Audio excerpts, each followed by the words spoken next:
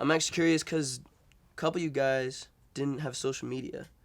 So it was a whole different game. I feel like it was almost... Look at this guy. We had chat rooms. You know what that is? I know Yeah. What's the chat room? Sounds creepy to our generation, man. I gotta be honest.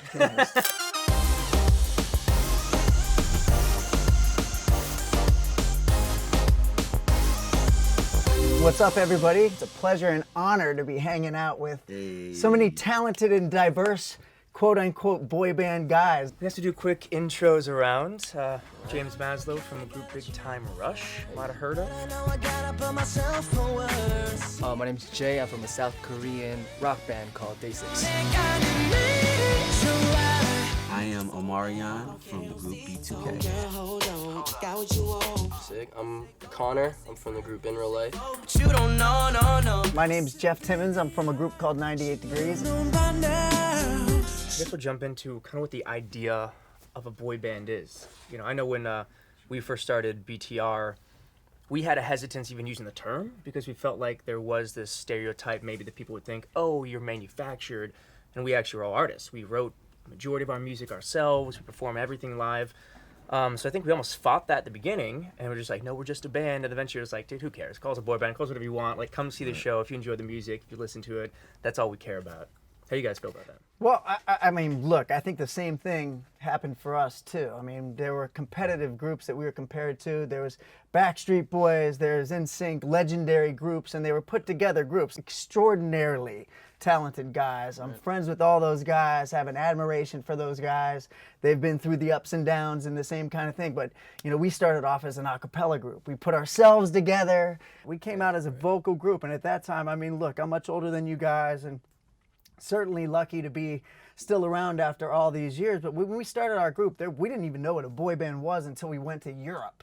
When we went to Europe, there was a plethora of boy bands. Like everywhere you turned around, there was this group and that group, and they were all sort of put together groups and manufactured groups, quote unquote, albeit talented guys, you know, that had to audition and certainly, you know, show their wares to make it. But we thought, no, we're vocalists, we're these guys, you know, we're legit, we're artists, we write, we compose stuff too. But then as the years had gone on, to be associated with groups like Backstreet Boys and NSYNC that have been all over the world and had sold hundreds of millions of records, suddenly, You're like, it's not a suddenly bad it thing. doesn't mean it isn't such a bad thing. But you know, lucky to be sort of framed in that sort of stuff. And look, at the end of the day, it's just a name, right? Which means ultimately, for the most part, you're having success. So we've adopted it Doesn't make the man. and now embrace the term. So Is there like a negative connotation towards the term boy band in America? Sorta. Especially like in high school. Yeah, Like, it's I like know a that- downplay. Yeah. Like, almost like it's not how so? cool because of Yeah. that. But I think what Jeff's getting at is like, yo, who cares? Right. Yeah, for You sure. got Also, fans, you're selling you got, arenas. like the definition's completely different, I feel like now, because almost you have like groups like the Migos. You could say like they're not like a boy band. You wouldn't call them a boy band, but there are three guys who are in a group who make music together. It just Hip-hop happens artists, to be right? hip hop. Yeah. Yep. But like I kind of see it like that. It's like people kind of want to put a name on it, like whatever it is, but it's as long as you're like making music, I guess you're a boy band or whatever the hell. Yeah, I always thought the term boy band was actually like connected to how your group came together. For B2K, you know, the other three members that were in the group, they were already previously in the group, and then when I came in the group, I became the lead singer of the group. So it was a group, but it was a brotherhood as well. A lot of famous groups like Boyz II Men, like New Edition. I could take it even as far as back as The Temptation. They were all real just childhood friends. I think it's something unique and special about that when we talk about groups, because even if you don't start together, you end up becoming brothers and, you know, have a brotherhood. How were all y'all put together? Like, was everybody like found your guys and was like, all right, we're gonna do this, or is it? Well, for me, when I came in the group, I actually was an actor. I had booked some commercials, and then after that, I liked the idea of wanting to be in the group, and then it was like, oh, I get to be the lead singer too, so I guess that's cool. So I guess that's cool. I'm like, oh, okay, let me get up in here real quick. And then after that, yeah, it was like we trained and we worked really, really hard for like 3 years, and We went all around, you know, to all the record labels. We did not get signed. It was a lot of ups and downs. And then our last showcase was for Sony Epic. And then we got signed. And yep, that's how B2K pretty much got started. And I mean, How about you? that's a great story. Well, with us, I mean, I'm from a really small town in Ohio, not known for music at all. It's just something that I always kind of fell into, and I'd have these doo-wop groups, and I'd have these barbershop groups, and it was totally uncool. I put a group together, a group of guys, and we drove. We didn't have YouTube or the internet or cell phones. I mean, literally, there were only a few places you could go. You'd have to drive to LA. You'd have to go to New York, which was more about theater and musicals and stuff like that. Or if you're country, Nashville, and just emerging at that time was Atlanta.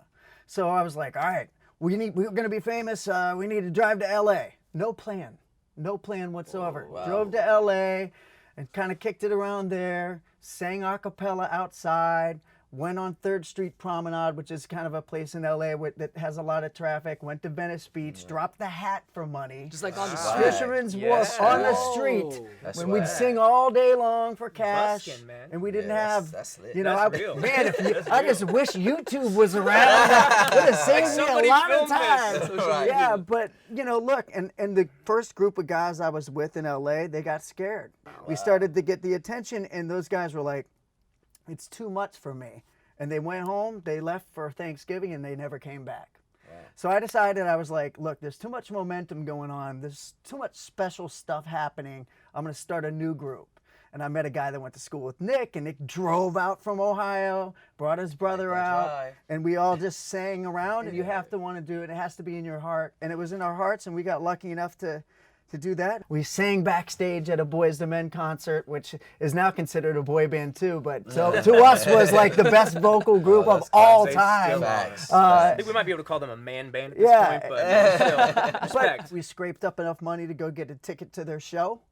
And we said, we're going to sing backstage and get discovered just like they did. Right. And we sang, and finally we went backstage and we met some management back there. They let us back there. We were on a backstage radio barbecue show, and then we ended up luckily getting wanted signed to Motown just like they were. That was our vision and goal. We just did a show with Boys to Men, which is like my dream. I know it sounds corny, but you know, sometimes when you have that vision and you're relentless about it and passionate about it, it comes into fruition. Because we're both that's super organic then. Yeah, I mean, we tried. I mean, look, at the end of the day, when you find out behind the scenes, there's the organic part, and then there's the packaging part. There's the marketing part that has to be done. So, you know, we didn't know what we were doing. So they changed the way we dressed, and, you know, certainly did all that stuff. But ultimately, we stuck with ourselves, and we might have not have reached some of the pinnacles that some of the other groups did, but we did sell millions of records, and we're still touring 25 years later. So we've been What blessed. can you ask for, though? I mean, you're doing what you love every single day. I can't ask for anything more, actually. That's awesome. Well, to your point, man, it's like luck is a great catalyst, but there's no longevity in luck. So any group you go, oh, they happen overnight, highly doubtful. Right. You know? Highly doubtful. That is facts. You just haven't seen the decade or decades before that of work that went into it. And then to maintain success, that's a whole nother battle. thing. Yeah. Well, I'll talk about mine real quick. Ours was an audition process because we were casting a TV show, a single camera comedy, as well as the band. So they came together. Yeah, it was nuts. It was actually 2 years of auditioning. I started when I was 17 years old, and it wasn't until 19 that we actually had a record deal with Sony Columbia, which was biggest label in the world. They had all these huge acts that we were fans of, and then Nickelodeon basically saying, hey, we want to create modern day Monkeys, or even like a more current version was like, hey, Hannah Montana but for guys. You know, so to be able to do all of that, they needed 4 guys who could actually act, grew up training and studying. Like you're doing single camera work, it's a little different than just showing up on stage and then go be in the studio dancing, singing, and all this stuff. So the first round of auditioning was nuts. They saw like 1,500 kids from around the U.S. or something crazy. Flew out 40 of us, put us in a hotel, and the first thing we did was every day we had dance choreography, we had acting classes, we had to go in with the coach, and then we had to go and record and sing and do stuff live, and they'd pair us up like U4, U5, U3, and then just start cutting people every day. Oh, It was my nuts. goodness. It was That gnarly. sound like Idol. And we found a great group because it comes down to the chemistry. Whether you're auditioning into it or you put yourself together, you all have to mesh. Like, you can only fake that so much. Yeah. And it sure comes out within probably 2 weeks of touring if it is faked. Like, that'll come out. So we got real lucky, man. These guys are, they're still like brothers to this day. I actually got a little bit lucky. So going back to that There you point, go, hit me a little catalyst. bit in the heart. But I was in America studying poli-sci in college in America in Long Beach, and then I ended up getting casted for a show in South Korea called K-pop Star. Nice. And I did that, and I somehow, I don't know, I just blinked that I somehow someday woke up in South Korea, and I was in this company. They're famous for producing idol groups or boy bands, girl groups, singing and dancing, that combo. And me and my boys, I guess I felt you guys when you guys were talking about the organic growth, because we weren't 100% organic, because there's no way to say that we were 100% organic because of the fact that we were all forced into that. Me and my boys, my group of 5 kids, we always kind of just played instruments, and we liked doing that. And then we weren't really too good at dancing, and I kind of just somehow ended up at a company that did focused on dancing and singing. So we kind of did our instruments, and then we did our showcases with that, and somehow we debuted with that. I never saw myself just being in a group in general. So when I was 11, I started writing raps, and I've been playing violin since I was 6, transitioned into piano, taught myself that, and then that just got into writing. So throughout middle school and high school, I was doing went the SoundCloud route. I was passing out mixtapes in my high school, going to different schools, handing out mixtapes, rapping to people, rapping at lunch, like everywhere I could go. Out of nowhere, I get this DM from a casting producer for ABC. And she's like, hey, like, we saw one of your music videos online. We'd like to speak to you, like have a Skype audition. There's a show they're making called Boy Band. I was like, okay, well, I just got fired from 2 jobs. Like, I should probably take it. Yeah. So I get on a call with her, and I was like, but I don't like sing, right? I never really sang before. She's like, oh no, we're trying to make it different. We want like rappers, beatboxers, like all these different things. And I was like, all right, cool. Well, at the least, like what I was actually thinking was, okay, I'm gonna get on the show, and I'm gonna get a bunch of fans and followers, and then I'm gonna dip, and then I'm gonna keep doing my thing. But I get to the show, and I just end up going through the whole thing. You're just too damn good, man. I was just You couldn't fail at it. I was just so like my game good. plan's Is there anything about being with the other guys that you ended up, having a passion for and having an affinity for, as opposed to a solo artist? Yeah, I think that when we were going through the show, I became really close with all the guys, and that's what kind of made me want to join the group in the first place. Because at the end of the show, before the finale, we all sat down with the producers, and they asked us, they wanted to know our concerns, if we wanted to be in a group. And I was honest. I was like, I don't know, man. Like, I don't know if this is the right thing, because like I watch all my favorite artists' interviews, and they all say 360 deals. No, don't do that. Don't go off a TV show contract. It's terrible. Ruin your lives. But I'm like, And for a 360 deal for people watching, Yeah. what does that mean? They own They own a everything. piece It of means they everything, own merch, touring, and all that. But the other side of that coin is, what's the alternative? No exposure. Exactly. You're not. You kidding me, man? So like, Yeah. we signed a deal that was still pretty darn good, but it was technically a 360 deal. I could have been flipping burgers, earning my due. Instead, I was became the biggest kid show in history, and then playing arenas every single night. When we became a band, and we were actually like, okay, well, now you won the show, you're signed. None of us really knew what that meant. Like, we didn't have any leverage, really. So it's like, they're gonna dress us. They're gonna, like, we didn't write any of our music. Like, it was all this manufactured stuff. Right. It was almost kind of like a boot camp, how I see it. It's like we kind of realized what we didn't want from it, and through like all the tribulations, it made us closer as a group. And so 2 years later now, we're independent, and we're like, well, now we know exactly what we want. And if we had gone independent like a year ago, I don't know if we'd still be together. Now we're like, we just have this like fire inside us to be like, we started this, like we gotta stick it out, finish it, make the most of it. That's dope. Love that. That's Does that mean you awesome. have no input in the music that you guys can put out, or? We did to an extent before, but like I wrote all my raps. That was like that's what kept me sane. It's like I would have to sing, but then like on stage during the shows, I would get to do my raps, and the crowd would go crazy, and I'd be like, there it is, like Yeah. like I'm still doing it. And then it became a thing of like, there's this whole thing of like I remember we were in the Philippines one time, and we were doing a tour out there. We had a bunch of fans. It was like such an incredible experience, and I remember not being happy. And I was beating myself up because I was like, yo, this is everything you ever asked for. Like, what's up, dude? Like what's wrong with you, man? And I was like, you know what? It's just not bringing me like actual joy. It's bringing me temporary things like either money or like the adrenaline rush from stage that you get.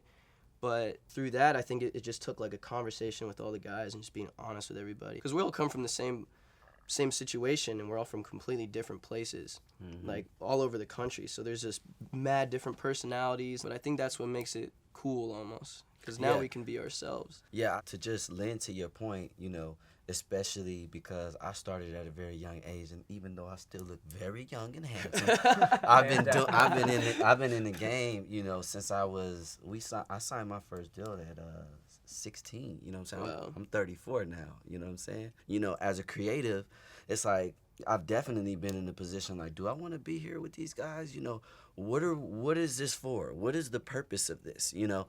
And that's how things become more purpose-driven, you know what I'm saying? So to ask yourself, you know, those questions, especially about writing, because that is your freedom, that is your voice, that is your connection to people.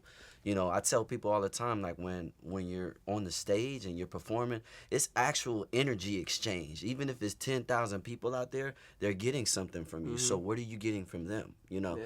And the last tour, because my group, we haven't been together in 15 years, and we recently just went on sold out arena tour, the Millennium Tour. It was 5 shows a week, you know, 2 days off for the weekend. It was very strenuous, and I had to ask myself many times, like, yo, I'm tired. What am I doing this for?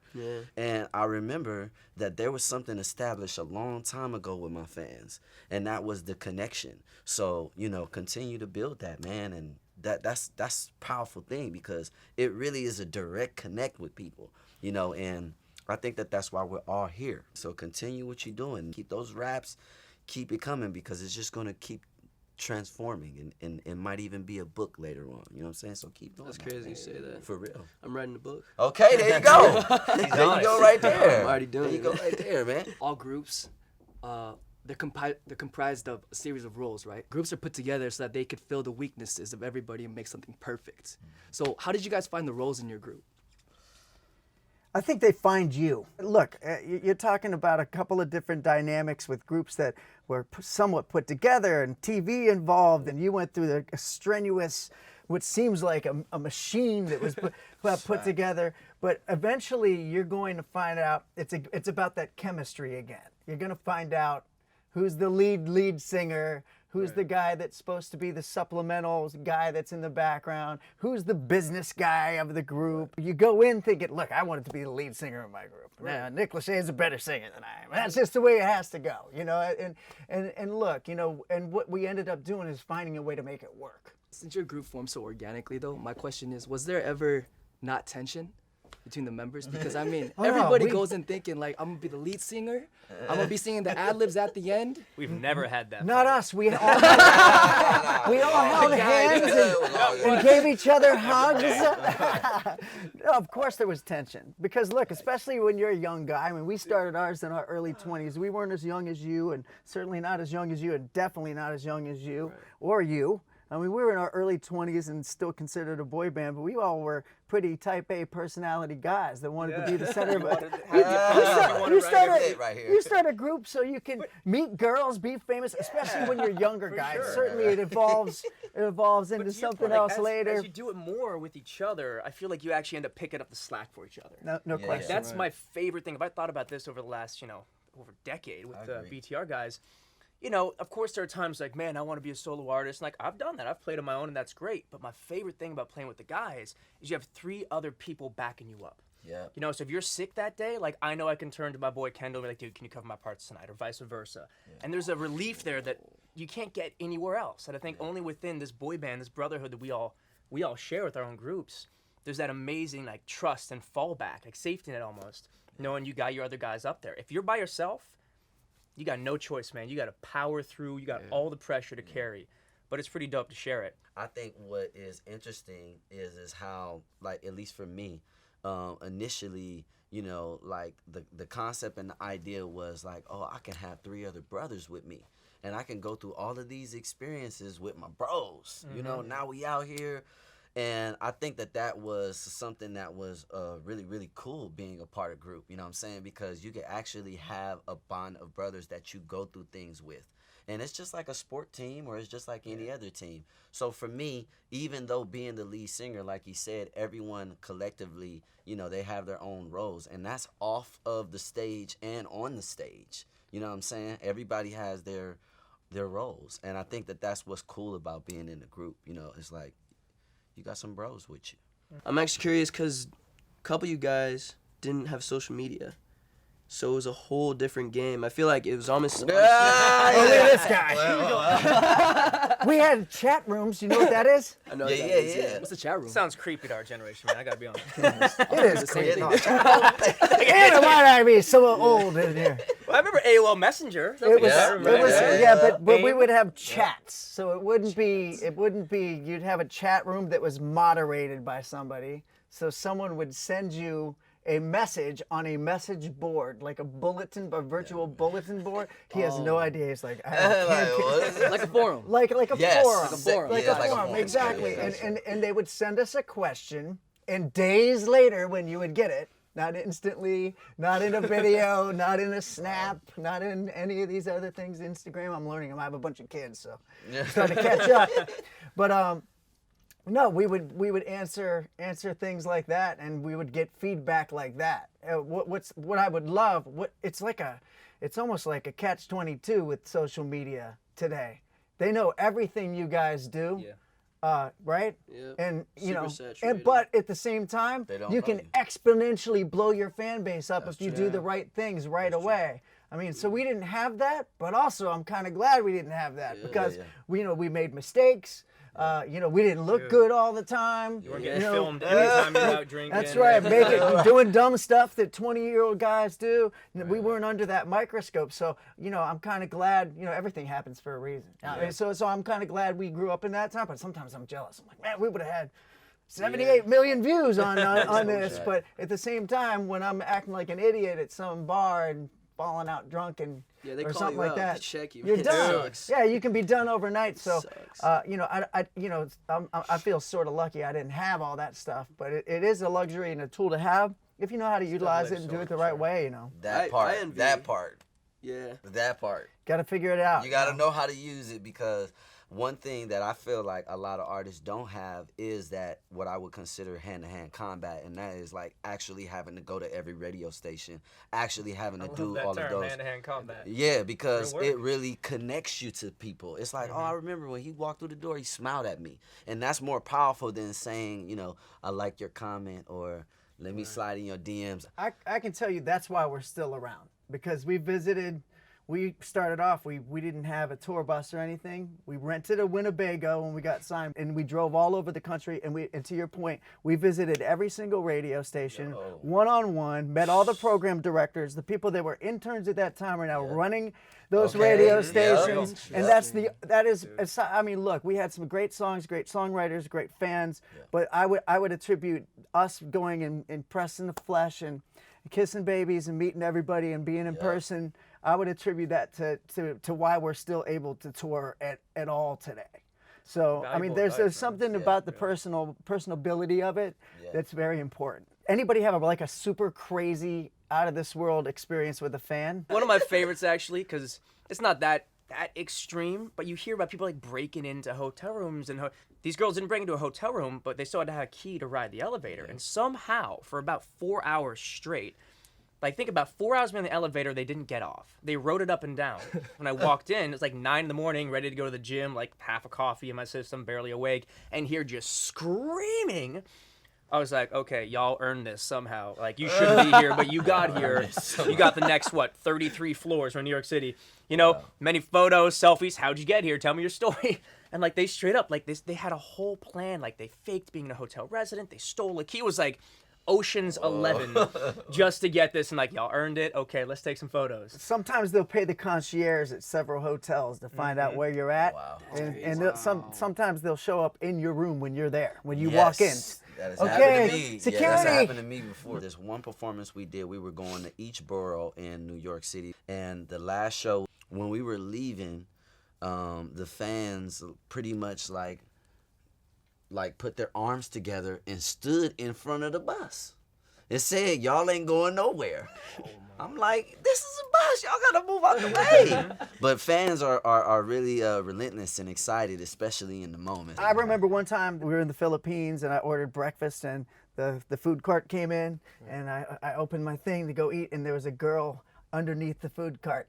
They wheeled her in underneath the food cart. She popped out. What's like, up? surprise! Got your food. You gotta just remember, man, that these are the people that support us. They're just excited because they love the music, or they love you know, what we're doing. So, Right. you know, you take those moments, go, okay, as long as nobody got hurt. Right. Well, what I would like to say, I would say, you know, for someone that's been around for some times, that I'm pretty sure dated probably a lot of fans. I don't know if it was like, you know, I'm looking and it's like, oh, she's screaming in the crowd and she's like, oh, I'll come at the concert. You know, like, oh, I want to date her. Yeah. You know, you probably date a lot of fans, you know. And if they're real good, they will never tell you. But they should be fans. Yeah, that's the You're thing. They exactly should be right. fans. Yo, I dated somebody who didn't seem interested when I'd be playing music, and that's I think probably half the reason it didn't Right. work out.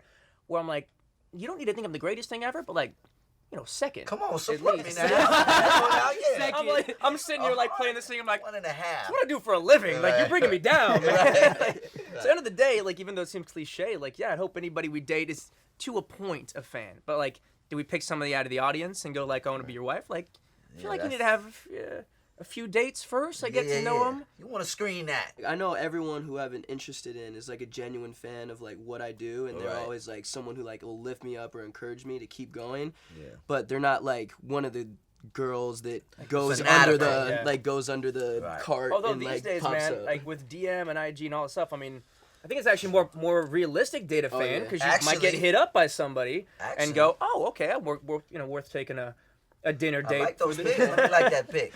Yeah. right?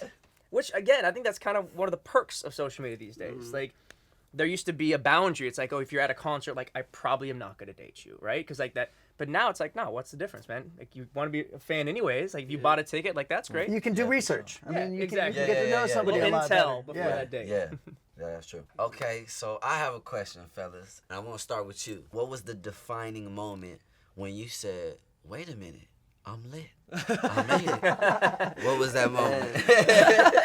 It's a tough question because I don't feel any like complacency like where I'm at right now. I feel like Okay. I have like Still so growing far and to going. go. All right. But there's definitely moments like when you come out of high school and you're just used to seeing the same people every day and you're telling everybody like, yo, I'm about to do music and I'm about to do this, and everyone's like, haha, okay, like Yeah. we'll see you next Right, year. right, We'll see you at Chipotle. And then you go and you win a show. I came back and like all my high school friends were like, they threw a party for me. I was like, That's let's rad. go, man. Like, I was like, Right. yeah. And then like a year later, I was like, all right, well, what's the next thing? And that's really Right. how it is. Then we're so like on to the next thing immediately, and it's like it never ends. We're never satisfied, and I think that causes a lot of frustration. Like even with the dynamic of the group, because everyone has a different definition of success. Like this person is like, oh, if I'm playing arenas, but then this person's like, oh, I want stadiums, I want this, or I want to be on TV, or I want to do this. Everyone's kind of got a different thing going on, so I feel like that almost makes the groups like keep going because everyone has a different thing that they're chasing. I think I want the same thing too. Yeah. Once you meet a threshold, you want something higher than that. You know, you can't help it. It's humane, right? So I think our group, we should just try to focus on like, we're curious kids about what kind of music we want to do and what kind of genre we want to do. Our whole discography, they're all different genres. We go from like rock, we go from pop, punk, straight up rock, and like, Tight. I think we just follow our curiosity. So there's never been a moment It's tight. where we're just like, we're satisfied. We're always super happy, humbled, and honored to be in front of, you know, thousands of people in our music, but I don't think we're ever gonna be satisfied. And that's the thing about musicians, right? Well, you and I are both on comebacks, right? Yeah. I'm gonna give my wise sage advice after all this time, right? Look, if you're talking about like plateaus and stuff, first time you hear your song on the radio, you're like, yes, you get that rush, right? Right. Well, then what's the next thing? Oh, we're doing a duet with Mariah Carey. Oh, that should be pretty satisfying, but we're too busy and too worried and too caught up in our heads about what the next thing. Oh, we're doing a song with Stevie Wonder on The Tonight Show. We're performing with Michael Jackson. I mean, these are all things that when I'm sitting in my small house in Ohio, I would have never dreamt I'd be doing. But at the same time, when I was your age, I was never satisfied with any of it. It was never enough for me either. We were like, man, what's next? We got to conquer the world. We got to do. If I can give you one word of advice, like take a deep breath and then give yourself a second to enjoy the moment because before it's too long. Like right now, I'm just having fun. And I'm like, man, I shouldn't have gone through all that stress. Let me just enjoy this. I should have been doing this 20 years ago.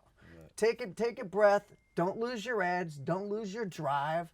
Don't lose your dedication to your craft. But at least give yourself a moment to enjoy something that only 1 in 55 million people get to experience. Wow. So. Yeah, man. I mean, I love that advice. I feel like I'm just starting to kind of have a little bit of my own wisdom in that regard. Where it used to be, man, I've been on stage in front of 20,000 people and been like, I'm tired. This is show number 64. I'm exhausted. And then you think about it now, you're like, what type of idiot was that being? Man, like, that was so cool. And, you check yourself then, but it's easier when you have a little perspective and some time off. But one of my favorite moments that I do remember every day because it's framed in my guest bathroom, and y'all come over to the house, you will see it, is when we sold out Radio City.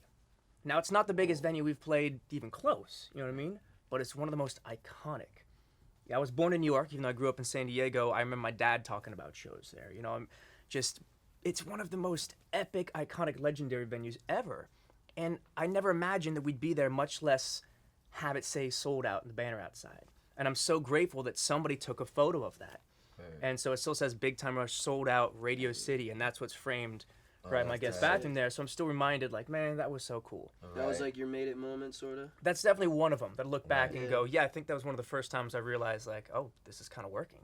And especially being on a TV show, we were on set, soundstage Paramount for most of our lives of those years. So we really didn't know what was going on. We hear like, oh, it's a #1 rated show. Like, what does that mean? You don't see the fans until you get on the road. So it's when we were touring was always our favorite time because you get to actually watch the energy, hear your fans sing back, especially to you guys' point when you've actually written something, man, it is tenfold when they're singing back your lyrics. So yeah, that's it. If I, to take that a step further, like I'm gonna always try and frame, like literally frame some pictures of pinnacle moments in my life moving forward. Because when you visualize it and you see it, it's a gratitude you have. And I think it's also beneficial with maintaining that energy, like, man, I did do that. What else can I do? I just feel like you guys are a lot more experienced than me in this. And I could probably take some advice of this before I get, that big check. So, like, what did y'all spend your first big check on? I can start. Well, I was 16 when I got my first check. So, unfortunately, I got some customized jewelry from Jacob the jeweler. Okay, Jacob. Good old Jacob. I was a kid with the watch. I had watch and chains, which, by the way, I don't know why. I should have invested it in something, but lesson learned. You still have it? No, Jeez. I lost it. Oh, man. man. You messed up. Yeah, I did. You gotta insure them watches. Yeah. I was lucky to have a manager who would knock my head off if I did anything too dumb. My first big purchase was a mattress. By the way, mattresses are expensive, y'all. They are $4,000 for a California King. Like, that's no joke. But I still have that baby to this day, and it's very comfortable. But otherwise, I say no joke. I didn't spend anything until I bought my first house. Because I had a manager. He's like, dude, you get stylists giving you clothes. Like, don't spend money on clothes. Remember one year, one of the guys dropped like $150,000 on clothes. And I'm sitting there going, we have fittings every week. Like, what else do you need? Did you ever, go to, the mall or something, though, and be like, oh, I could, you see something, super expensive, you're like, I could, and you could get it? I do that. It's nice to have that feeling. Well, guess what I've learned over, crazy years and then years where I've been, just on independent films and not making what I was making the year before. I've definitely learned I enjoy life a lot more these days when I spend a hell of a lot less than I can. I love rolling up and knowing I could get that car right now. Yeah. I could. I already got a great car. So I know for sure that there was always that one song that you wished was your song. Was there never a song like that for you guys? I Want It That Way. Bye, bye, bye. Yeah, for sure. It's going to be Yo, me. yo, How much time do we have? We only have an hour. No, I mean, there are so many hit songs. It was harder for us to find hits. I mean, we, look, we didn't have quite so, look, those guys were all talented guys. I always want to preface everything by, look, I honor all those guys. New Kids, NSYNC, Backstreet Boys, all those guys that were sort of in the same sort of mix as us. But we had to find our own songs. We had to find our own songs. We didn't have quite the team that just Max Martin and those guys just churning out smashes, Dr. Luke, all those guys that's hit after hit after hit.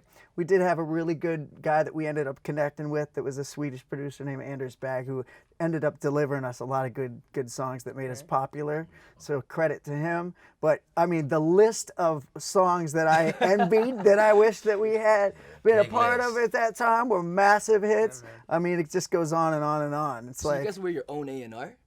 yeah, I mean, we did a lot of stuff on our own, and like James was saying earlier, like he had a guy that was looking out for us money wise, and you asked what I bought money wise. We didn't know we had any money for a long time. That's a good, business manager right there. Well, it's either a good business manager or one that's not.